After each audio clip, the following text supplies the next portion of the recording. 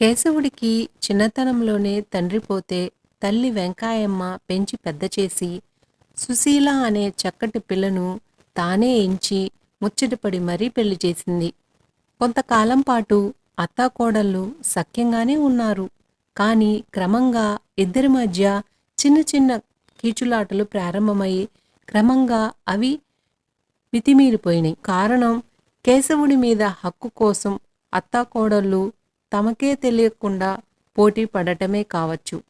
ఇద్దరూ కేశవుడికి ఒకరి మీద ఒకరు చాడీలు చెప్పడం ప్రారంభించారు. అత్తాకోడళ్ల వైరం చిలికి చిలికి గాలివానైనట్లుగా తయారైంది. రాను రాను వాళ్ళు కేశవుడితో నిమిత్తం లేకుండా ముఖాముఖిగా అరుసుకోవడం మొదలుపెట్టారు. వాళ్ళను సమాధానపరచడానికి కేశవుడు చేసిన ప్రయత్నాలు అన్నీ ఫలించలేదు. చిట్ట చివరకు కేశవుడు తన గోడు ఒక స్నేహితుడితో చెప్పుకొని అతను చెప్పిన సలహాను అమలులో పెట్టాడు. అతను తన భార్యతో, నువ్వు చాలా కాలంగా మీ వాళ్ళను చూడాలనుకుంటున్నావు కదా, నాకే తీరిక లేక ఇంతకాలం జాప్యం చేశాను. బయలుదేరు, మీ పుట్టింటికి పోదాం అన్నాడు. పుట్టింటికి వెళ్లాలనుందని సుశీల చాలాసార్లు భర్తతో అన్నమాట నిజమే. కేశవుడే వాయిదా వేస్తూ వచ్చాడు. ఇప్పుడు అతను తనంతట తానే ప్రయాణం కట్టమనేసరికి ఆమెకు చాలా ఆనందం కలిగింది. అదీకాక ఆమెకు రోజూ అత్తగారితో పోట్లాడడం తప్ప సుఖంగా గడిపిన రోజూ లేదు. కొంతకాలం తన పుట్టింటి వాళ్ళ మధ్యలో ఉంటే ఆనందంగా గడపచ్చనని, హాయిగా ఉండొచ్చనని ఆమె అనుకుంది. కేశవుడు తన భార్యను పుట్టింట్లో దించేసి అత్తవారు ఎంత బతిమలాడినా ఉండకుండా పని ఉందని చెప్పేసి ఇంటికొచ్చేస్తాడు. కొన్ని రోజులు గడిచాయి. వెంకాయమ్మకు కోడలు లేకపోవడం చేత ఇంట్లో బోసిపోయినట్లు కనపడసాగింది. కోడలు ఇంటి పని చాలా చేసేది.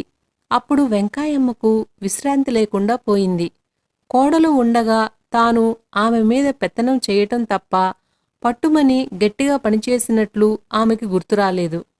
అలవాటు తప్పడం మూలాన కావచ్చు, ఆమెకు ఇప్పుడు ఇంటి పనంతా చేయటం చాలా అలసటగా మారిపోయింది. ఇంతకన్నా చిత్రం ఏంటంటే, తాను రోజు కోడలిని దేనికి తప్పు పట్టిందో, ఎందుకు ఆమెతో పోట్లాడిందో వెంకాయమ్మకు ఎంత ప్రయత్నించినా జ్ఞాపకం రాలేదు. ఆమె కోడలు కోసం బెంగపడసాగింది.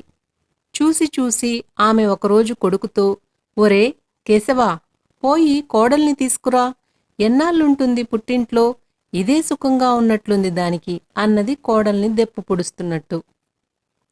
కేశవుడు తల్లి మాట విని విననట్లు ఊరుకున్నాడు. సుశీలకు పుట్టింట్లో మొదట సుఖంగానే ఉంది. అయితే తన పుట్టింటి వాళ్లకు క్రమంగా తన పట్ల శ్రద్ధ తగ్గడం ఆమె గమనించింది. ఆమెను తల్లి మొదట ఆదరంగానే చూసింది. కాని కూతురు అత్తవారింటికి తిరిగి వెళ్లే సూచనలు కనపడకపోయేసరికి ముభావంగా ఉండసాగింది. అంతకన్నా సుశీలను మరింతగా బాధించిందేంటంటే, తన తల్లి తన అన్నభార్యను అడుగడుగునా తప్పుపట్టి సాధిస్తుంది. చచ్చేటట్లు చాకిరీ చేపిస్తుంది. తిండి కూడా సరిగ్గా పెట్టడం లేదు. తన తల్లిలో ఇలాంటి రాక్షసత్వం ఉన్నదని సుశీలకు అది వరకు తెలీదు. తల్లి తన వదినను ఇబ్బంది పెడుతున్నా తన అన్న తన భార్యను ఓదార్చడానికి బదులు తాను కూడా దండిస్తున్నాడు. తన వదినను చూసినాక ఆడది మెట్టినింట ఎంత హీనంగా బతకడానికి వీలున్నదో సుశీల గ్రహించి ఎప్పుడు తన భర్త వద్దకు వెళ్ళిపోదామా అని తొందరపడసాగింది. వెనక్కు తిరిగి చూసుకుంటే తన పట్ల చూపిన ఆదరణ సుశీలకు జ్ఞాపకం వచ్చింది. తాను ఆమెతో రోజు ఎందుకు జగడమాడాల్సి వచ్చిందో సుశీలకు జ్ఞాపకం రాలేదు. ఎప్పుడు వెళ్ళి అత్తవల్లో పడదామా అన్నట్లుగా సుశీల భర్త కోసం ఎదురుచూడ్డం మానేసి తానే బయలుదేరి వచ్చేసింది.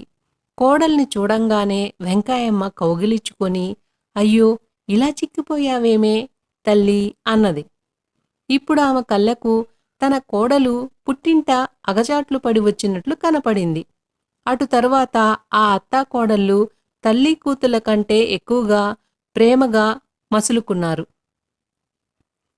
ఈ కథలో ఉన్న నీతి ఏమిటంటే, కష్టం వచ్చింది కదా అనేసి పుట్టింటి వారి ఇంటి దగ్గరికి వెళ్తే అక్కడ ఆదరణ లభించడం సాధ్యం కాదు. కాబట్టి ఉన్న మెట్టింట్లోనే తన జీవితాన్ని ఏ విధంగా సర్దుకోగలమో ఆలోచించుకొని మనుగడగలిగితే ఆ సంసారం చక్కగా సాగుతుంది.